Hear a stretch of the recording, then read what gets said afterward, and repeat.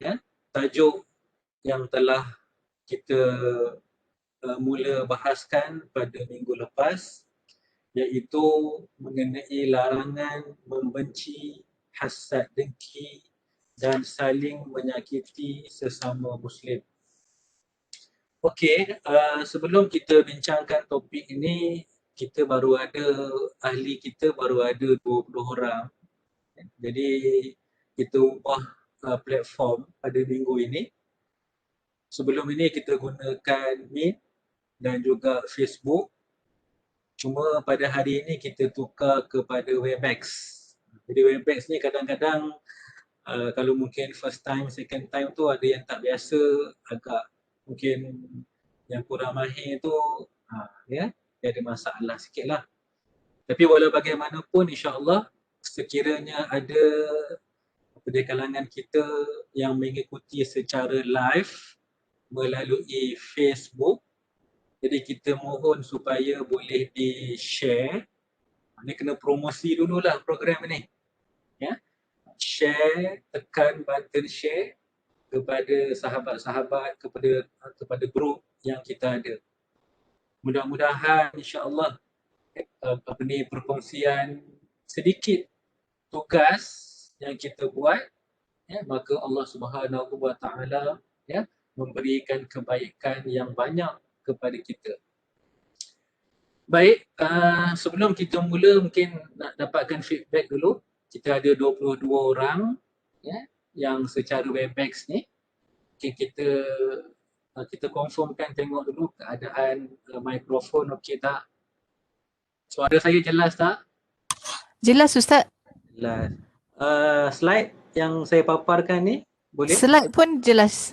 Okay, Full screen. Terima kasih. Okay, baik. So, pada kuliah yang lepas, pada siri yang lepas, kita bincangkan ayat Al-Quran yang telah dipilih oleh Syekh Yusuf Ismail An-Nabhani mengenai tajuk ini. Jadi pada hari ini kita akan sambung dengan hadis. Ya, hadis kalau kita tengok hadis yang dikemukakan oleh Syekh Yusuf Ismail An-Nabhani ada 9 buah hadis. Okay, ini ayat Al-Quran yang telah kita bahaskan pada minggu lepas. Sampai kepada surah Al-Ahzab ayat 58. Baik. Muslimin dan muslimat yang dihormati sekalian, pada hari ini kita masuk kepada hadis. Baik. Hadis yang pertama, ya, pada muka surat yang ke-381. Baik.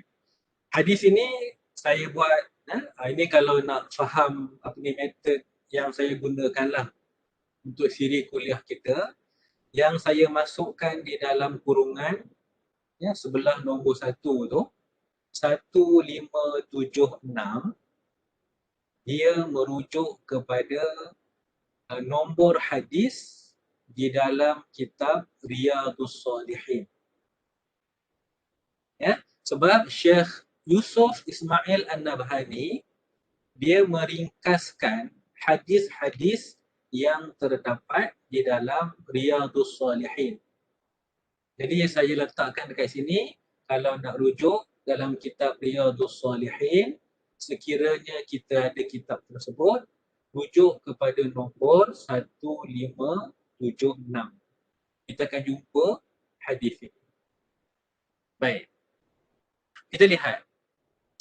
Imam Al-Bukhari dan Imam Muslim telah meriwayatkan daripada Abdullah bin Amr bin Al-As radhiyallahu anhuma, yang mana beliau berkata, qala Rasulullah sallallahu alaihi wasallam, al-muslimu man salimal muslimuna min lisanihi wa yadihi, wal muhajiru man hajara ma nahallahu anhu. Maksud hadis ni adalah, ya, Rasulullah sallallahu alaihi wasallam telah bersabda, Ya. Muslim yang utama ialah apabila orang-orang Muslim yang lain selamat daripada gangguan lidah dan tangannya. Manakala orang yang berhijrah ialah orang yang meninggalkan segala yang dilarang atas dirinya.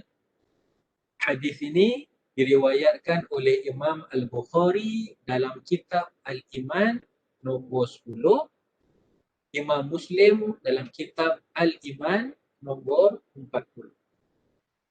Baik, cuba kita bahaskan sedikit. Yang pertama, InsyaAllah dalam siri-siri kuliah kita, setiap kali kuliah kita akan cuba mengenali seorang sahabat yang meriwayatkan hadis ini. Jadi sahabat yang meriwayatkan hadis ini bernama Abdullah bin Amr bin Al-As. Baik. Ya, di sini kita dapat hari ini untuk kita nak kenal sahabat yang meriwayatkan hadis. Yang pertama adalah Abdullah. Dan yang kedua iaitu ayahnya yang bernama Amru bin Al-As adalah juga sahabat. So dekat sini kita boleh faham bahawa ada dua sahabat di sini. Dan sahabat ini dia merupakan anak beranak. Anak dan ayah. Ya. Kalau kita lihat bahawa dia punya perbezaan umur di antara Abdullah dengan ayahnya Amru bin Al-As adalah 15 tahun. Jadi maksudnya semasa Abdullah dilahirkan oleh maknya, ayahnya Amru bin Al-As baru berusia 15 tahun. Kita orang Melayu hari ini kalau 15 tahun SPM pun tak ambil lagi. Kan? Ini masyarakat pada zaman itu. Ayah ketika dilahirkan Abdullah, Amru bin Al-As ni usianya adalah 15 tahun. Itu perbezaan umur. Baik. Di antara Abdullah dan ayahnya Amru, siapa yang masuk Islam dulu? Yang memeluk Islam dahulu menurut ahli sirah adalah Abdullah. Anak dia masuk Islam dulu. Kemudian baru Amru bin Al-As memeluk Islam. Baik. Cuma pada tengah hari ini kita nak tengok sedikit latar belakang pengajaran yang boleh kita ambil daripada kehidupan dua orang sahabat ini. Baik. Saya nak mulakan dengan Abdullah. Abdullah bin Amru. Kita tengok Abdullah. Para ulama sirah menyatakan bahawa Abdullah bin Amru bin Al-As dia adalah salah seorang daripada sahabat yang rajin, yang banyak beribadah kepada Allah Ta'ala di samping mempunyai keilmuan yang mendalam. So dia ada dua keistimewaan. Yang pertama, dia ni seorang yang kuat beribadah. Sehingga disebut bahawa pada waktu pagi ataupun pada waktu siang hari, dia akan berpuasa. Dan pada malam hari, dia akan qiyam. Ini satu gambaran nak ceritakan tentang Abdullah bin Amru. Siang puasa, malam qiyam. Siang puasa, malam qiyam. Ini hebatnya Abdullah bin Amru. Satu. Yang kedua, Abdullah bin Amru juga dikenali di kalangan para sahabat sebagai seorang yang banyak meriwayatkan hadis melalui penulisan. Jadi maksudnya apa? Maksudnya ya, sahabat ini dia suka menulis hadis. Bila dia bersama dengan Nabi, apa yang Nabi sebut, apa yang Nabi ucapkan, dia tulis. Apa yang Nabi ucapkan, dia tulis. Maka dia sahabat yang paling banyak menulis hadis. Dan kata beliau, saya menulis apa yang saya dengar yang dituturkan oleh Nabi SAW untuk saya hafal. Sehingga kan ada satu peristiwa, apabila Abdullah bin Amru ni, apa yang Nabi sebut, dia tulis. Apa yang Nabi cakap, dia tulis. Maka kaum kafir musyrikin buat satu provokasi kepada beliau. Yang mana kaum musyrikin kata, wahai Abdullah, ya, apa yang kamu tulis tu sebenarnya kalau tengok bahawa Muhammad ni dia sama macam kita. Waktu dia marah pun kamu tulis. Waktu dia suka pun kamu tulis. Ya, maka apabila diprovok macam tu, Amr bin Al-As dia rasa down. Seolah-olah masyarakat kaum musyrikin memperlekehkan dia. Sebab apa? Kan kita ni sebagai orang biasa, kan waktu marah akan nak tulis juga apa yang dia cakap. Maka Amr bin Encik Hakim. Maka Abdullah bin Amr lepas tu dia pergi jumpa dengan Nabi SAW dan dia menceritakan soalan ataupun provokasi yang dilakukan oleh orang-orang kafir musyrikin Mekah. Maka apa jawab Nabi? Maka Nabi kata, wahai Abdullah, kamu tulislah. Sebab apa yang aku cakap semuanya adalah wahyu. Ini bersesuaian dengan ayat Al-Quran.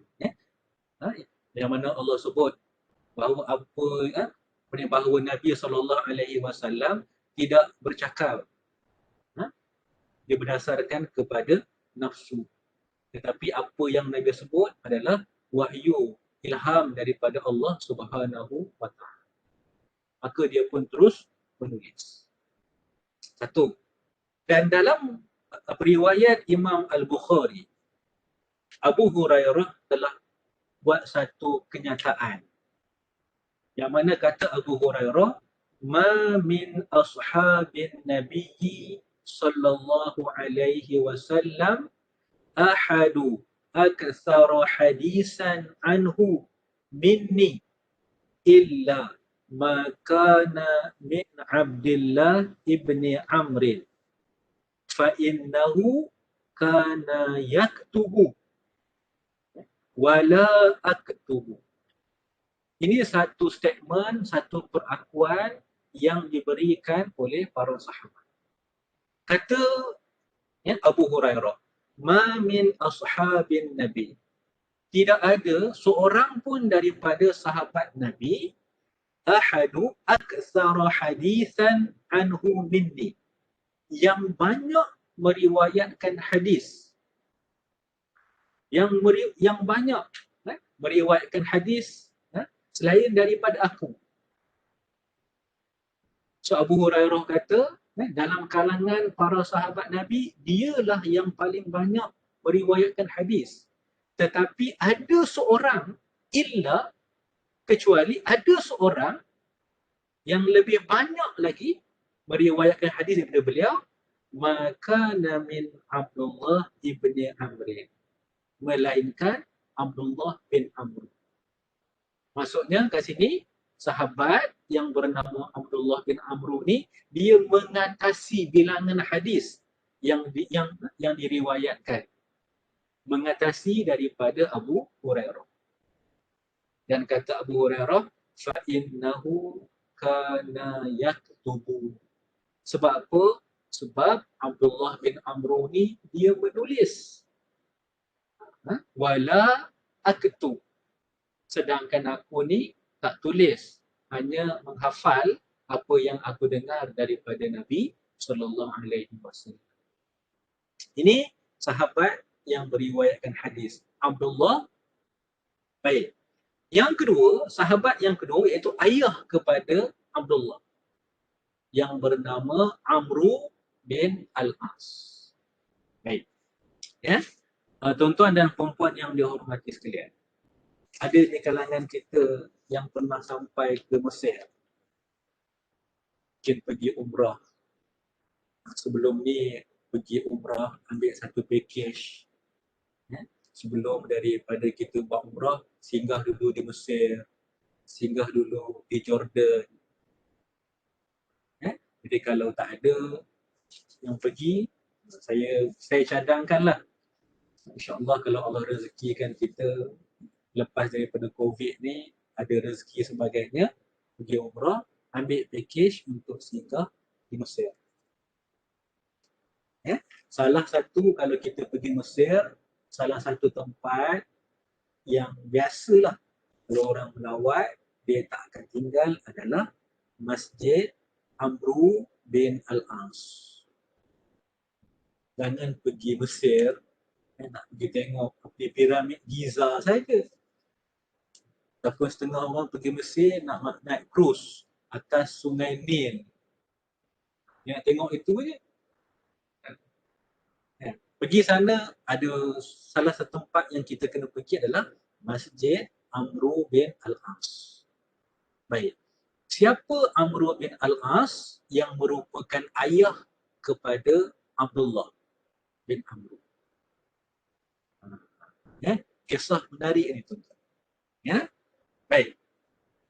Amru bin Al-As, kalau kita baca ya, dalam sejarah kehidupan beliau, Allah Subhanahu wa taala rezekikan kepada Amru bin Al-As ini satu kehidupan yang dahsyat.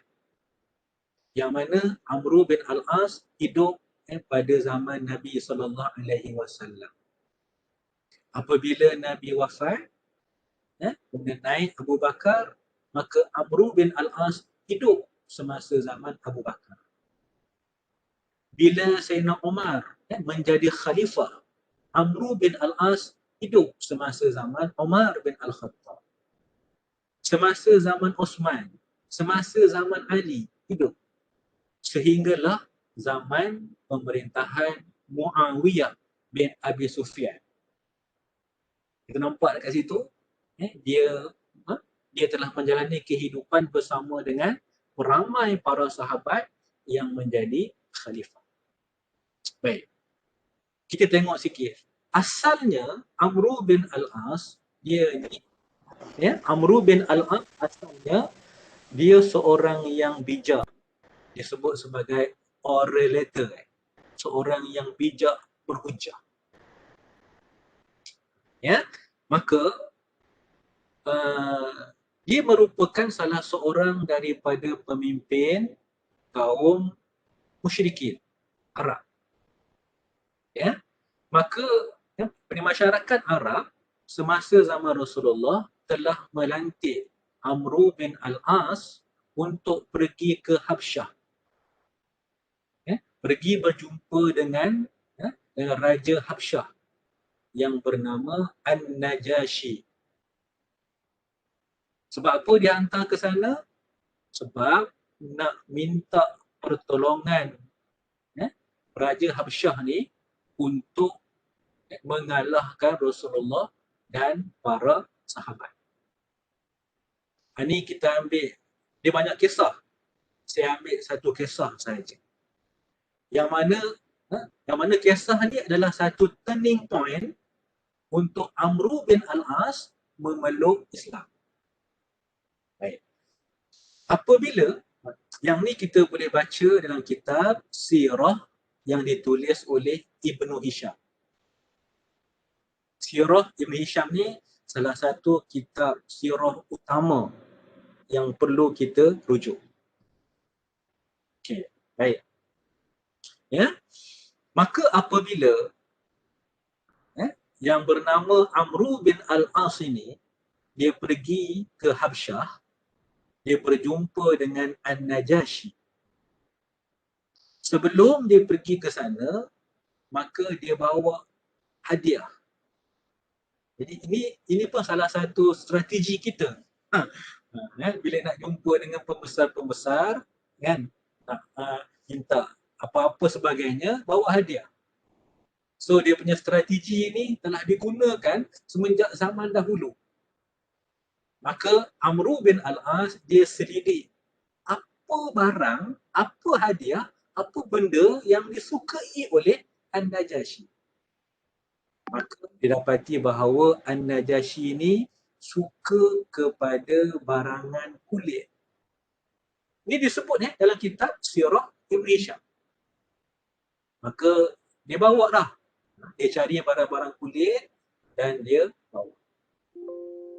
Jadi apabila sampai di Habsyah, dia pun minta izin untuk bertemu dengan An-Najashi. Ya, baik. Sebelum daripada dia buat pertemuan dengan An-Najashi, utusan Rasulullah yang bernama Amru bin Umayyah telah menghadap dulu. Sebelum tu Rasulullah telah mengutuskan seorang sahabat yang bernama Amru bin Umayyah untuk pergi menghadap kepada An-Najashi. Sebab apa? Nak tanya khabar para sahabat yang berada di bawah jaminan perlindungan Najashi. Di antaranya Ja'far bin Abu Talib dan para sahabat lain. Jadi dia pergi tu nak tanya khabar. Baik. Selepas daripada Amru bin Umayyah ni keluar, maka masuklah Amru bin Al-As menghadap. Jadi dia nampaklah sebelum tu. Dia nampak bahawa Amru bin Umayyah keluar. Kemudian dia pun turn dia masuk. Ya, maka bila dia bila dah menghadap, dia pun bagi hadiah sebagainya. Lepas tu dia pun sebut ajat dia. Maka dia kata, wahai tuanku, aku lihat seseorang telah keluar daripada istana kamu. Dia adalah utusan kepada musuh kami.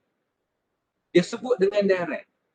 Dia kata tadi dia berselisih dengan Amru bin Umayyah. Amru bin Umayyah adalah utusan Rasulullah. Dan Rasulullah adalah musuh aku, musuh kami, masyarakat Arab. Dia sebut. Maka dia kata kepada An-Najashi, serahkanlah kepadaku utusan itu untuk kami bunuh. Kerana dia telah membunuh pemimpin-pemimpin kami dan tokoh-tokoh kami.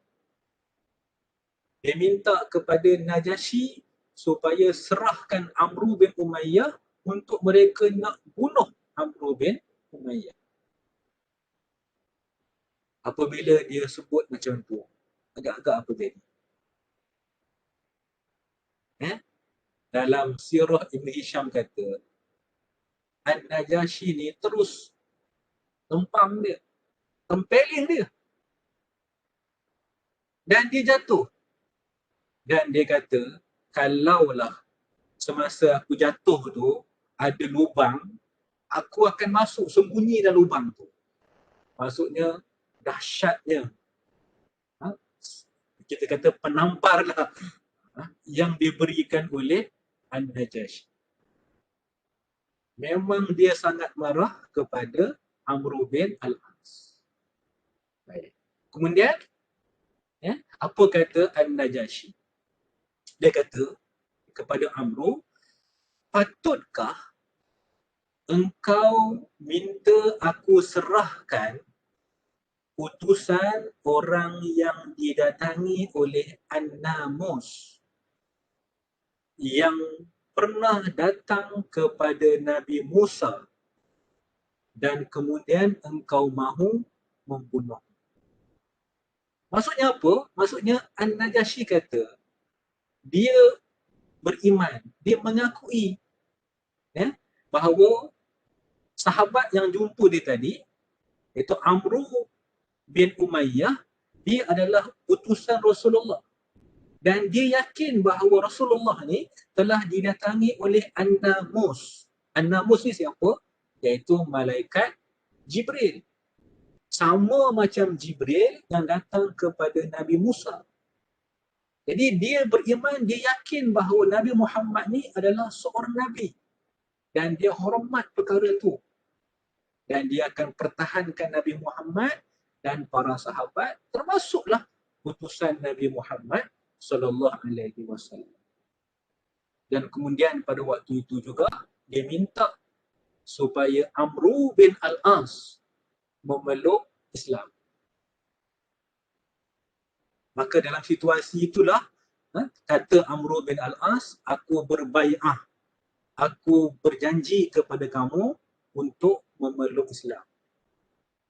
Sebab apa? Ni penting raja ni. Sebab tu dalam sesebuah pemerintahan yang paling penting adalah bos. Jadi kalau bos suruh satu tu, semua jadi. Kalau seorang pemerintah suruh buat A, semua rakyat akan jadi A. Jadi kalau pemerintah kata, saya suka kepada ini, semua akan suka yang itu. Ini penting dalam kehidupan kita pada hari ini. Baik. Kemudian Amru bin Al-As dia pun balik ke Mekah.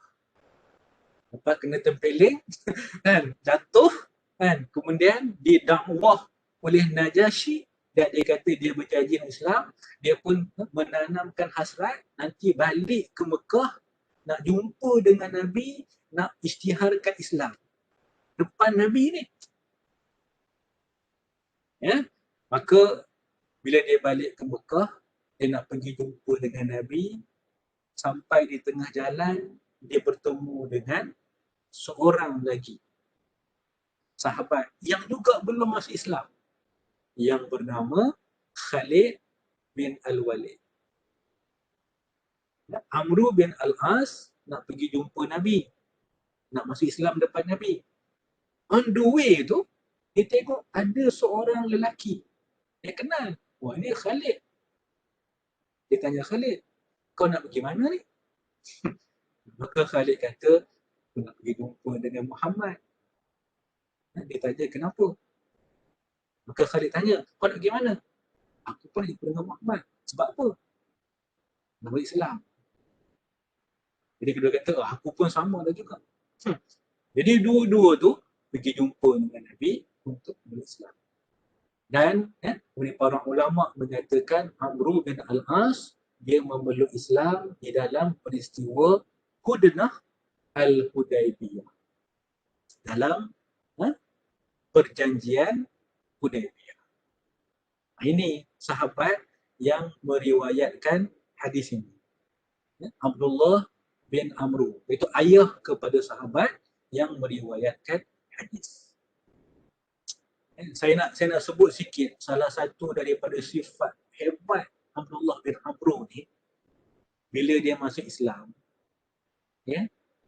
Nanti mungkin kalau ada masa nanti tuan-tuan dan puan boleh baca, cari, search lah dekat Google. Type peperangan Zatus Salasil. Sebab apa Rasulullah telah melantik Amru bin Al-As untuk menjadi ketua panglima perang dalam Zatus Salasil. Dan dalam perang tu ada benda yang hebat, ada beberapa perkara yang pelik yang dilakukan oleh Amru bin Al-As. Saya tak cerita dekat sini. Lepas ni siapa ada masa, insya-Allah boleh cari. Okey. Kemudian semasa zaman Saidina Umar, Amru bin Al-As telah diperintahkan untuk menakluk, membuka kerajaan Mesir. Dia pun pergi. Dia pergi ke Palestin dulu, kemudian pergi ke Mesir. Dan dia berjaya membuka kerajaan Mesir, menakluk kerajaan Mesir dan dilantik sebagai gubernur di Mesir. Baik. Tetapi apabila Sayyidina Osman bin Affan menjadi khalifah, maka Amru bin Al-As telah difitnah. Apa fitnahnya? Iaitu dituduh bahawa Amru bin Al-As telah menyalahgunakan harta yang diperolehi oleh kerajaan di Mesir. Maka Sayyidina Osman bin Affan telah pecat beliau. Ini pun kalau dalam sejarah, kalau kita baca dekat sini pun, benda ni akan berulang dalam kehidupan manusia. Dan apabila dipecat, dia tak kecil hati. Ini kita kata satu jiwa besar yang ada pada sahabat. Dia tak kecil hati. Ya? Bila dia pecat, dia kata tak apa.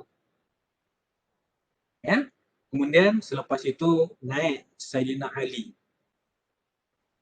Naik Sayyidina Ali. Baik. Apabila Sayyidina Ali naik, maka berlakulah konfrontasi antara Muawiyah dengan Sayyidina Ali. Apa isunya? Ni kalau baca sejarah ni, mungkin kadang-kadang kita tak dapat fakta yang lengkap. Ya, konfrontasi. Isunya satu je. Ya, Muawiyah menuduh Sayyidina Ali tidak mengambil tindakan kepada pembunuh Sayyidina Osman. Tapi sebenarnya kalau kita teliti aspek sirah, bukan Sayyidina Ali tak nak ambil tindakan.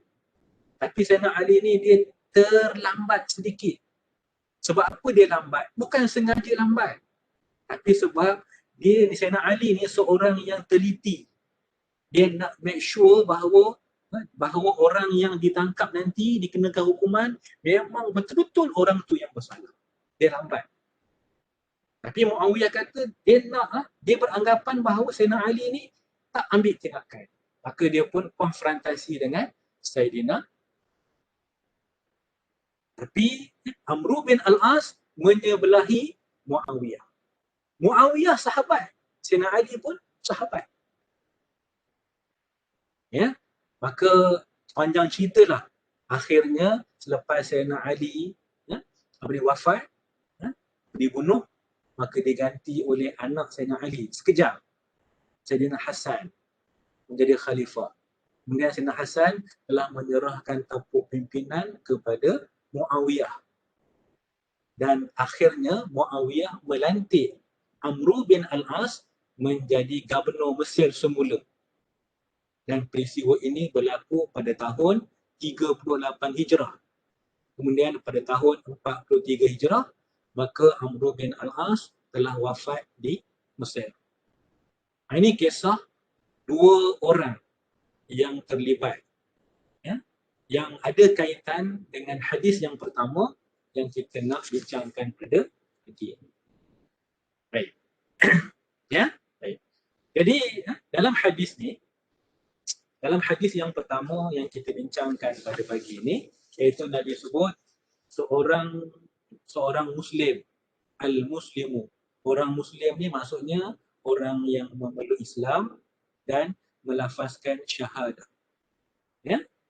Dia masuk Islam dan dia melafazkan syahadah. Itu namanya Muslim. Baik. Dan para ulama hadis kata maksud orang Islam dekat sini adalah al-Muslimu al-Kamilu.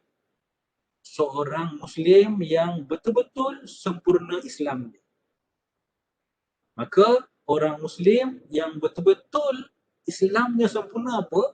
Iaitu orang Islam yang lain selamat daripada gangguan lidah dan tangan. Baik. saya tertarik dengan huraian yang dibahaskan oleh para ulama. Ya. Contohnya Imam Ibn Hajar, yang mana beliau menyatakan kenapa Nabi menyebut perkataan ya, orang Muslim yang selamat daripada gangguan lidah. Tidak dinyatakan yang selamat daripada gangguan perkataan. Ya, kerana bila disebut dengan lidah, bila kita kata lidah dekat sini, kan, lisan, satu, orang lain boleh rasa sebagai gangguan bila kita bercakap. Ucapan yang tak elok dan sebagainya, itu boleh mengganggu orang lain, satu. Dan yang kedua, bukan dengan ucapan. Lidah ni, lisan ni kadang-kadang dia tak bercakap, tapi dia keluarkan lidah, apa nama istilah dia? Juih. Ya? Menjuihkan, kan? Ya? Ataupun yalah, dia tak bercakap tapi dia menjulurkan lidahnya. Itu juga salah satu daripada bentuk gangguan. Maka dalam hadis ni Nabi menggunakan satu perkataan tapi maknanya besar. Sama ada mengganggu dengan ucapan ataupun dia tak bercakap tapi dia menjulurkan lidah. Betul. Yang kedua adalah iaitu perkataan tangan. Seorang Muslim yang imannya sempurna adalah orang yang tangan dia tu tak mengganggu orang lain. Maka tangan dekat sini membawa maksud dua. Yang pertama adalah tangan yang hakikat. Hakikilah. Maksudnya dia tak guna tangan dia untuk hampa orang. Tak guna tangan dia nak jadi bonzer, pukul orang. Satu. Dan yang kedua, tangan ni boleh digunakan dengan maksud maknawi. Maknawi ni apa? Iaitulah as-sultah, kuasa. Orang yang ada kuasa, dia tak menggunakan,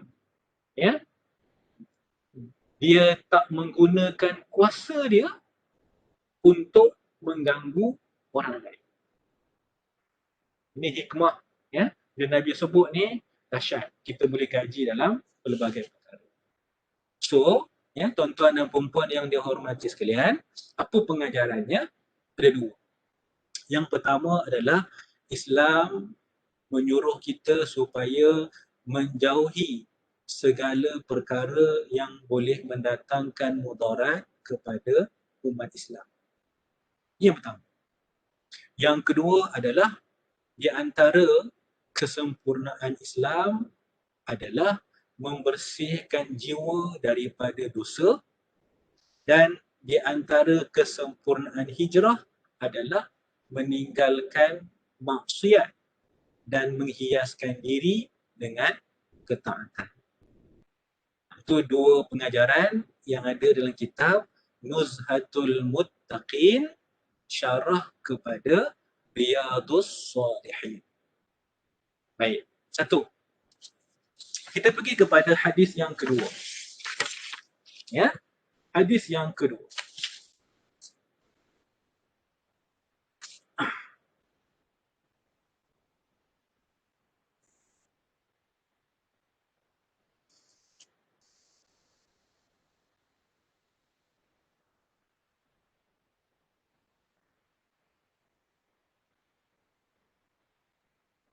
Okey, baik. Hadis yang kedua dalam kitab kita adalah iaitu yang berbunyi hadis yang kedua, hadis yang kedua ataupun hadis yang ke 1569 dalam kitab hadis Riyadhus Shalihin. Baik. Hadis yang kedua berbunyi Imam Al-Bukhari dan Imam Muslim telah meriwayatkan daripada Anas radhiyallahu anhu anna Rasulullah sallallahu alaihi wasallam qala la tabaghadu wala tahasadu, wala tadabaru, wala taqata'u, wa kunu ibadallahi ikhwana, wala yahillu li muslimin an yahjura akhahu fawqa thalath. Dalam setengah riwayat sebut fawqa salathi layalin. Baik. Maksudnya bahawa Nabi SAW telah bersabda, janganlah kalian saling membenci, saling berdengki, saling berpaling dan saling memutuskan silaturahim. Ingat tuan-tuan dan puan-puan, muslimin dan muslimat yang dihormati sekalian. Nabi mention 4 perkara. Tak boleh membenci, tak boleh saling dengki, tak boleh saling berpaling satu sama lain dan tak boleh saling memutuskan silaturahim. Maka Nabi sebut, jadilah hamba-hamba Allah yang bersaudara. Tidak halal bagi seorang Muslim untuk memutuskan hubungan dengan saudaranya lebih daripada 3 hari. Apa pengajaran hadis ni? Okay. Yang pertama pengajarannya adalah hadis ini Islam melarang manusia, umatnya daripada perkara-perkara yang membawa kepada perpecahan dan kelemahan. Satu. Dalam hadis ni kita boleh ambil bahawa agama Islam, agama yang kita ni dapat ni melarang umatnya melakukan apa sahaja perkara yang boleh membawa kepada al-firqah, perpecahan, wad-dha'fu dan kelemahan. Dan yang Nabi sebut 4 contoh. Tapi ada banyak benda. Itu pokok yang pertama. Yang kedua adalah dalam hadis ni kita lihat bahawa Nabi SAW melarang umat Islam meninggalkan kita kata perhubungan, tak bagi salam, tak bertegur sapa lebih daripada 3 hari. Kalau ada semangat, ada rasa marah dengan orang, tak setuju sebagainya, kan, jangan melebihi 3 hari. Kalau lebih 3 hari tak bertegur sapa, maka dia adalah perbuatan yang diharamkan dalam Islam. Hari ni bukan tak lebih 3 hari, kadang-kadang 10 tahun pun tak tegur. Puncanya ada masalah yang kecil sahaja. Kalau kita tengok, selalu saya sebut dalam kuliah saya, biasanya di kalangan umat Islam ni tak bertegur siapa ni, sama sekali masalah harta. Berebut harta. Kadang-kadang tanah sikit je, berebut yang tu 4-5 tahun, hampir 10 tahun tidak bertegur siapa. Okay, kalau kita di pejabat kadang-kadang tak puas hati ada kawan dapat naik pangkat. Dia kata, dia tak layak dapat naik pangkat. Saya yang lebih layak. Tak puas hati, tak bertegur siapa. Maka dalam hadis ni, maka perbuatan itu dilarang oleh Islam. Okay. Hadis yang kedua. Hadis yang ketiga. Hadis yang ketiga adalah Imam Muslim telah meriwayatkan daripada Abu Hurairah radhiyallahu anhu anna Rasulullah sallallahu alaihi wasallam qala tu'radul a'malu fi kulli yawmi khamisin wa ithnain fayaghfirullahu azza wa jalla fi dhalika al-yawm likulli imri'in la yushriku billahi syai'a illa imra'atan kanat bainahu wa baina akhihi syahna fayuqalu anziru hazaini hatta yastaliha anziru hazaini hatta yastaliha. Allahu Akbar, tuan-tuan. Hadis ni satu yang kita kena renung, kita kena fikirkan. Baik. Tengok maksudnya. Bahawa Rasulullah sallallahu alaihi wasallam bersabda, semua amalan manusia akan dibentangkan pada setiap hari Khamis dan Isnin. Ini keistimewaan hari Khamis dan hari Isnin. Ya. Semua jadi amalan seminggu yang kita buat ni setiap minggu ni, hari Khamis akan dibentangkan di hadapan Allah Subhanahu wa taala. Hari Isnin akan dibentangkan di hadapan Allah Subhanahu wa taala. Ini besok hari Khamis. Jadi amalan kita Selasa, Rabu, Khamis tu dibentangkan. Bukan kita setiap tahun yang kita SKT ya, kita ada penilaian. Laporan penilaian prestasi tu. Dalam amalan kehidupan kita pun akan dibentangkan di hadapan Allah Subhanahu wa taala. Sebab tu ya, Rasulullah sallallahu alaihi wasallam berpuasa hari Isnin, hari Khamis. Antara hikmahnya adalah apabila amalan dibentangkan di hadapan Allah, maka keadaan kita pada waktu tu dalam keadaan berpuasa. Ya, dan dalam hadis yang lain, ya, sebab apa Nabi berpuasa ataupun keistimewaan hari Isnin, hari Khamis ni, ya, kerana Nabi istimewa Isnin tu, maka Nabi berpuasa. Sebab apa Nabi kata, zalika yaumun ulidtu fihi. Aku berpuasa pada hari Isnin kerana hari Isnin itu aku dilahirkan. Satu. Wa yaumun bu'istu. Dan pada hari Isnin itu aku dibangkitkan sebagai Rasul. Au unzila alayya fihi. Ataupun pada hari Isnin itu wahyu mula-mula diturunkan kepada aku. Jadi kalau kita nak combine kat sini apa?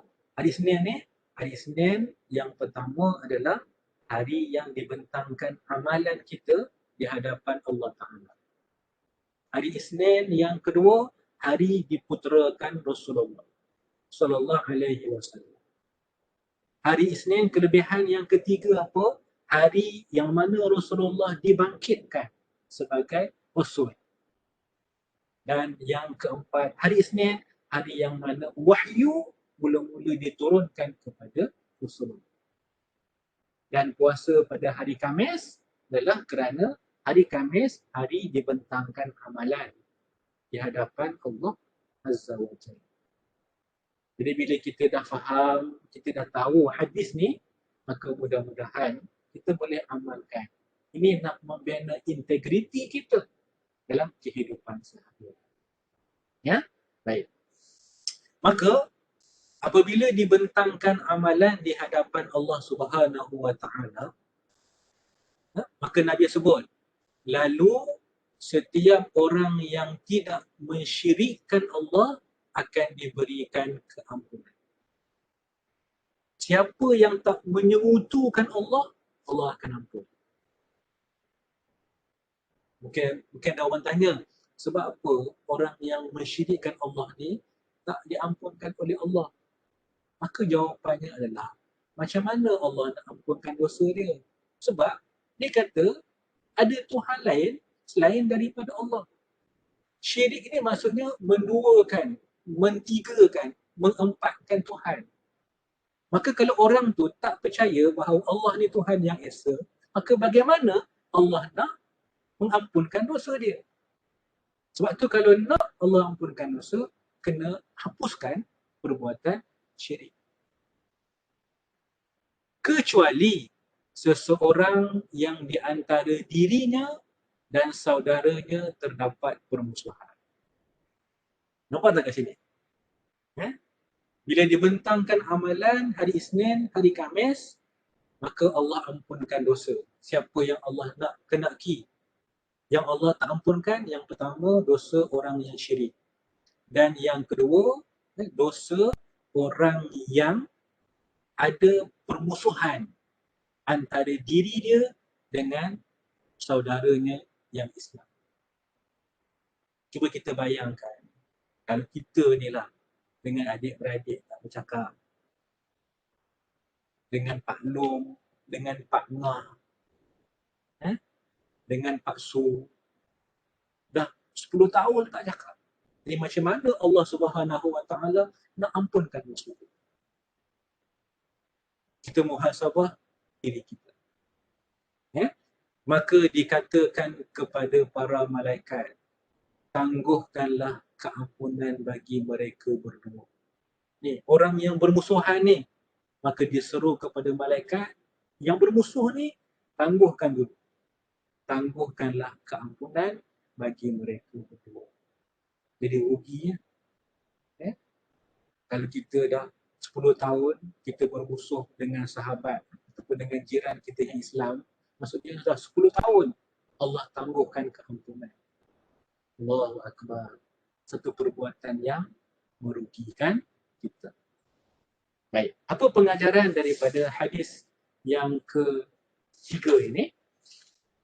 Saya petik daripada kitab Nuzhatul Muttaqin. Baik. Iaitu pengajarannya adalah hadis ini menegah manusia daripada melakukan permusuhan dan menerangkan bahawa permusuhan di kalangan orang Islam, sesama Islam, akan menghalang orang itu daripada memasuki syurga pada hari akhirat.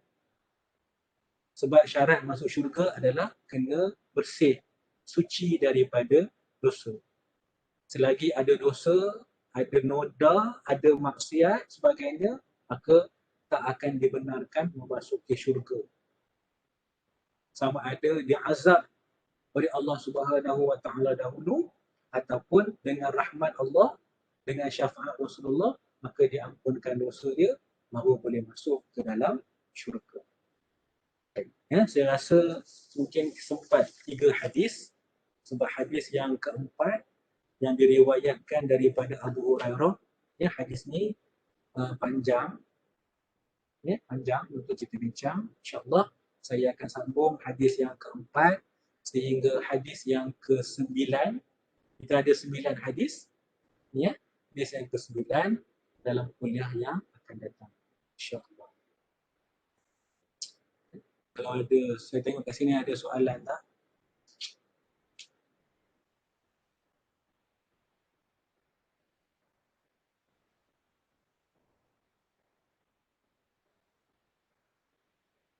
Jadi kalau ada soalan, kita ada masa lebih kurang 5 minit, jadi boleh letak pada ruangan chat, ataupun kalau nak tanya, boleh tanya.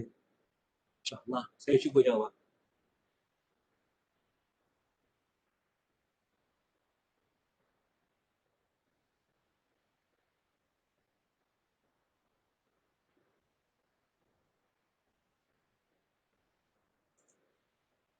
Untuk CD Webex kita ni, Alhamdulillah pada tengah hari ni kita ada 89 orang.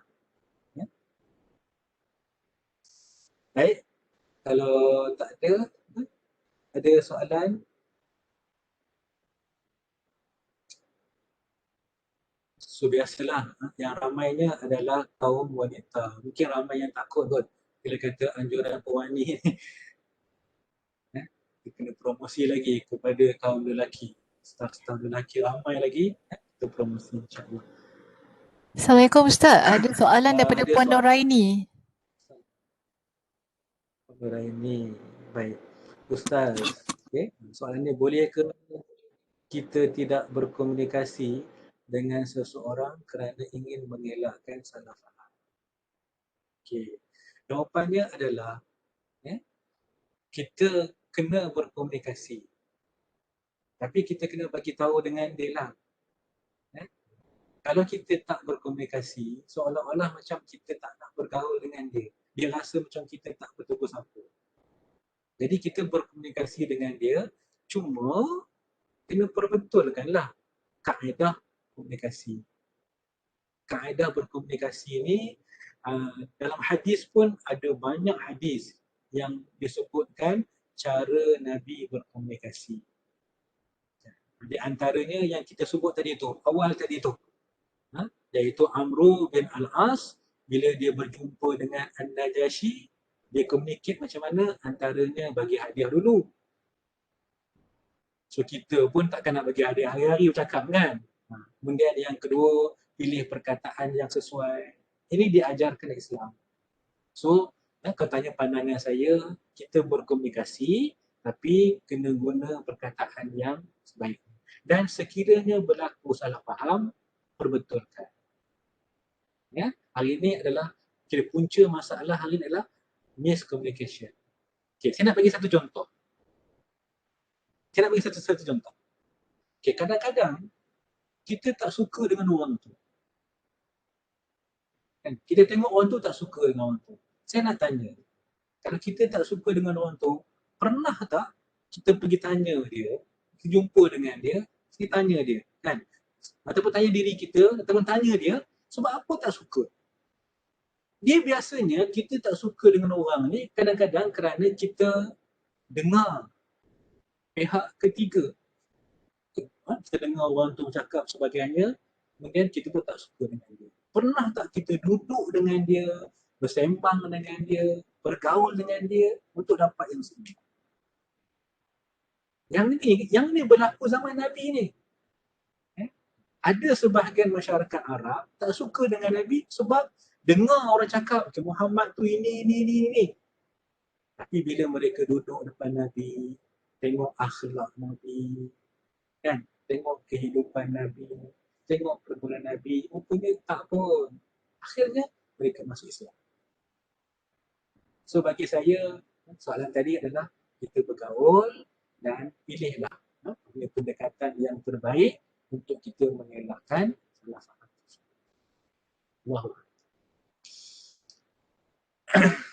Ustaz, kalau dalam situasi pandemik ini, bagaimana nak kukuhkan silaturahim? Senang je, kan? Beli hadiah online, hantarlah. Alhamdulillah, kukuh silaturahim. Beli dekat Lazada ke, Shopee ke, kan? Beli Go Shop ke, hadiah, hantar. InsyaAllah, kukuh. Itu satulah kalau nak bagi hadiah. Tapi kalau selain itu banyaklah hari ini, saya rasa media-media banyak hari ini. Banyak media. Kita dah ada zaman teknologi yang ini, boleh gunakan teknologi komunikasi. Boleh gunakan. So manfaatkanlah teknologi yang ada pada hari ini untuk kita komunikasi, mendekatkan yang jauh. Dekatkan, kita rapatkan insya-Allah untuk akhirat. Baik. Ini bukan nak promosi Shopee ke Lazada ke saya bukan ejen tau. Jangan salah faham pula. Baik, saya rasa itu saja. Jam kita dah pukul 1. InsyaAllah mudah-mudahan perkongsian yang dapat kita lakukan pada hari ini memberikan kebaikan, manfaat kepada kita semua. Saya mohon maaf kalau ada terkasar bahasa yang seumpamanya. Itu adalah kelemahan saya. Dan yang penting ambillah perkara-perkara yang baik untuk kita jadikan pengajaran, panduan dalam hidup. Sekian, aqulu qawli hadza wa astaghfirullahal azim li wa lakum. Assalamualaikum warahmatullahi wabarakatuh. Kita akhiri dengan tasbih kafarah dan surah.